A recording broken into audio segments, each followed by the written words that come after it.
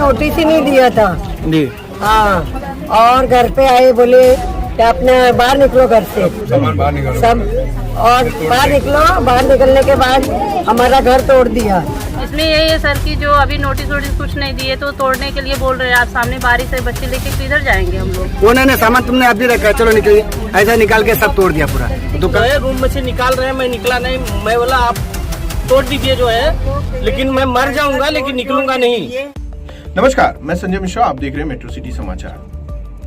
पालघर जिले का केलवे क्षेत्र, केलवे पूर्व का और पश्चिम का वो इलाका जहां पे सरकार के नुमाइंदों ने गरीबों के घरों पर बुलडोजर चला दिया। अब 400 गरीब परिवार खुले आसमान के साए में इस तपती दोपहरी में पड़े हैं और आने वाले दिनों में 1-2 दिनों में बारिश होगी, तब उन परिवारों का क्या हश्र होगा ये आप कल्पना नहीं कर सकते हैं। तो ये वो लोग हैं जिनका घर तोड़ दिया गया है, जिन्होंने अपने पैसों से, अपने खुद की कमाई, गाढ़ी कमाई के पैसों से ये घर खरीदा था। उनके पास सारे पेपर्स हैं, जो गवर्नमेंट ने, जो सरकार ने जो नियमावली बनाई है, जो कानून बनाया, उसके तहत उन्होंने घर खरीदा है। इन गरीबों ने अपना आशियाना बसाया था एक उम्मीद पर, केलवे क्षेत्र में, जो आज मुंबई काम करते हैं, मुंबई में दौड़ भाग करते हैं। केलवे जैसे दूर क्षेत्र से वो चर्च गेट तक, मुंबई के तमाम भागों तक वो यात्रा करते हैं, और सिर्फ इसलिए कि उनको अपना सपनों का घर मिल जाए। 10 बाई 10 के रूम उन्होंने 3 लाख, 4 लाख, 5 लाख रुपए में खरीदे हैं, और वो भी 4 साल 5 साल पहले। घटना बीते हफ्ते की है, जिसमें तहसीलदार के नेतृत्व में वहां पे आके और अधिकारियों ने वहां पे तोड़क कार्रवाई की है, जिसमें सर्कल ऑफिसर, तहसील के तमाम कर्मचारी, इन लोगों की उपस्थिति थी। वहां पे रहने वाले लोगों ने तमाम तरीके के आरोप लगाए हैं। उनका कहना है कि उनको घर में से भी निकाल के तोड़ा गया, उनका घर, सामान उनका निस्तनाबूद कर दिया गया। जो सामान अंदर रखा हुआ था उसको निकालने तक का समय नहीं दिया। ये वो लोग हैं जो बाहर क्षेत्रों से आके महाराष्ट्र में रोजी रोटी कमाते हैं और अपना जो खर्चा है वो मिनिमम करके और थोड़ी बचत करने के चाहत में ये मुंबई से सुदूर पालघर जिले के केलवे में जाकर बस गए हैं, जो सुबह साहब नौकरी करते हैं। अब मुद्दा है कि ये तोड़ा कार्रवाई क्यों हुई। जब हमने इस बारे में तहसीलदार सुनील शिंदे से बात किया तो उन्होंने कहा कि ये जो जमीन है वो मालिकी जमीन नहीं है, वो आदिवासी जमीन है। उस आदिवासी जमीन के कारण उन पे तोड़ा कार्रवाई की गई है। अब यहाँ पे प्रशासन पे सवाल उठता है। 5 साल पहले, 7 साल पहले जिन्होंने उस प्लॉट पे घर खरीदे थे, उस समय से लेके आज तक 7 साल तक उस पे अतिक्रमण होता रहा। 500, 600, 1000 चालियां बनती रही और उसके बाद तक प्रशासन को ये चीज समझ में नहीं आई कि यहाँ पे जो शहर बस रहा है, यहाँ पे जो लोग बस रहे हैं, जो लोगों की, अब इसमें धोखाधड़ी का पॉइंट आता है, हम उस पर बात करेंगे। तो जो लोग इसमें बस रहे हैं उनको, उनका कल क्या होगा, उनका फ्यूचर क्या होगा। जो लोग एक उम्मीद से वहां पे रह रहे हैं, उनका कल का क्या, सपने का क्या होगा। इस मानवीय पॉइंट पे तमाम सारे ऐसे लोग हैं जो विकलांग है, जो विधवा है, जो अपनी छोटी छोटी पूंजी जमा करके वो जाके वहां पे घर लिए हैं। ऐसे लोगों के घरों पे 5 साल, 6 साल, 7 साल के बाद सरकार का बुलडोजर चलता है। अब यहाँ पे 2 तरीके के बयान आ रहे हैं।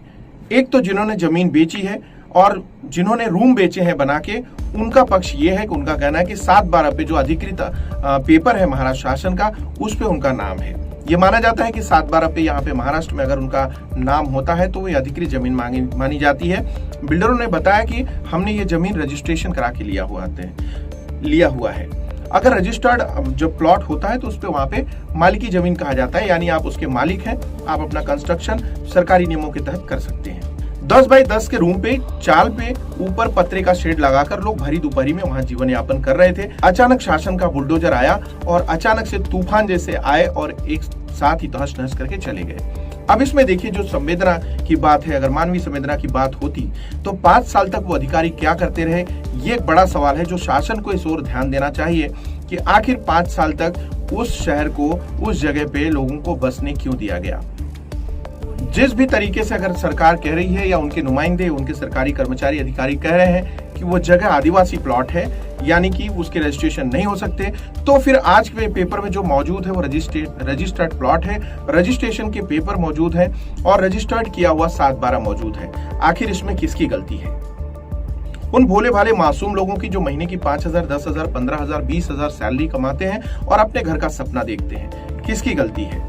उन लोगों की है जो ऐसे लोगों को बकरा बना के अपना घर चला रहे हैं, या उन लोगों की है जो रजिस्ट्रार जैसे पद पे बैठे हुए ऐसे प्लॉट्स को रजिस्टर कर रहे हैं। ये बहुत बड़ा सवाल है आज का, और इस सवाल का सरकार को जवाब देना होगा। आगामी दिनों में कैसे लोग जीवन यापन करेंगे, उनकी पीड़ा सुनिए, उनकी व्यथा सुनिए। खुले आसमान के नीचे जब 40 से 45 डिग्री सेंटीग्रेड टेम्परेचर है महाराष्ट्र का, ऐसे में भरी दोपहरी में छोटे छोटे बच्चों को लेकर वो सड़कों पे जीवन यापन कर रहे हैं। कहीं शेल्टर लिया हुआ है, कहीं कोई किसी के दया पे जी रहे हैं, जबकि ऐसे लोगों का अपने अधिकार का खरीदा हुआ रूम तोड़ दिया गया है। जब हम उनसे बात करें तो उन्होंने कहा कि हमें इस बात की इतनी जानकारी नहीं है कि पेपर कौन सा है। उनको बिल्डर ने बताया कि अधिकृत है, मालिकी है और 7/12 है।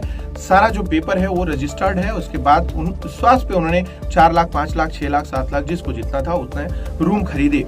और आज की दशा में ये है कि एसडीएम सुनील शिंदे पालघर का कहना है कि ये रूम जो है, ये जो जगह है, उनके साथ फ्रॉड हुआ है। वो फ्रॉड जमीन मालिक ने किया है और उसने गलत तरीके से रजिस्ट्रेशन किया है। निश्चित तौर पे अगर आप सही हैं और आपका कथन सही है, इसमें कोई साजिश नहीं है, तो इस समय आपको, मैं बात कर रहा हूँ एसडीएम साहब से कि एसडीएम साहब आपको फिरियादी बनना चाहिए और एफआईआर करना चाहिए।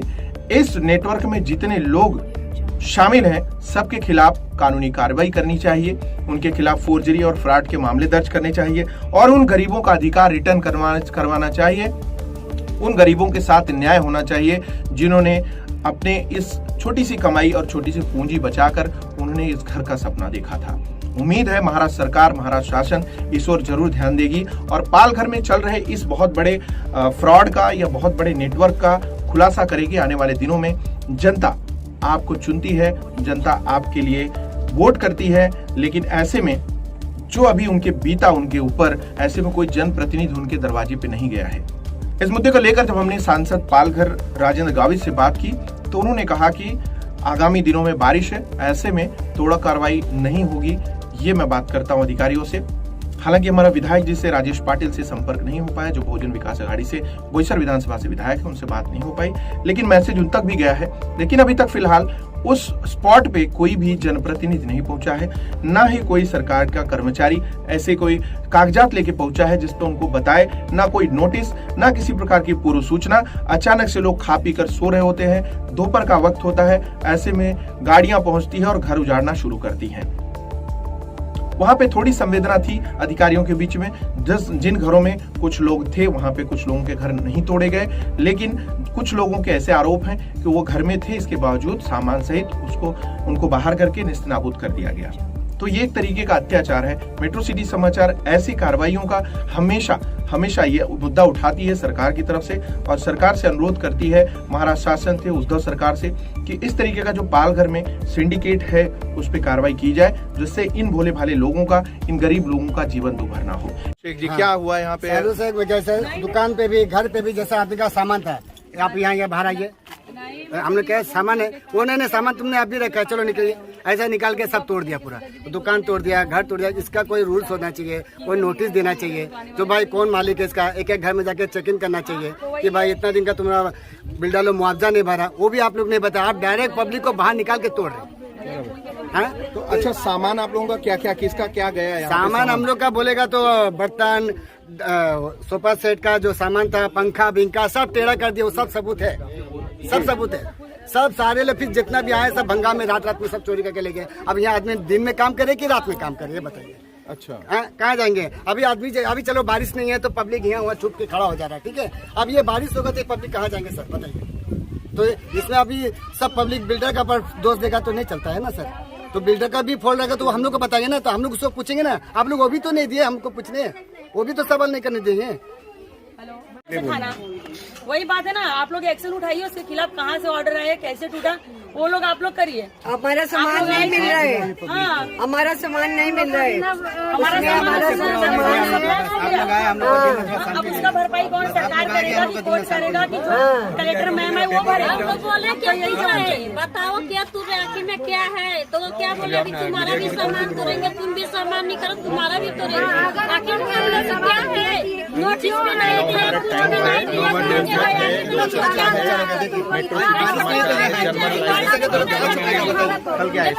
आपको कटिंग लेके नंबर लेके अभी आदमी के साथ काम कर गया, रात को आएगा तो बनाएंगे, नहीं तो क्या खाएगा घर में, कैसे कैसे हम लोग जुटा अभी आएंगे तो आपको फोन करेगा,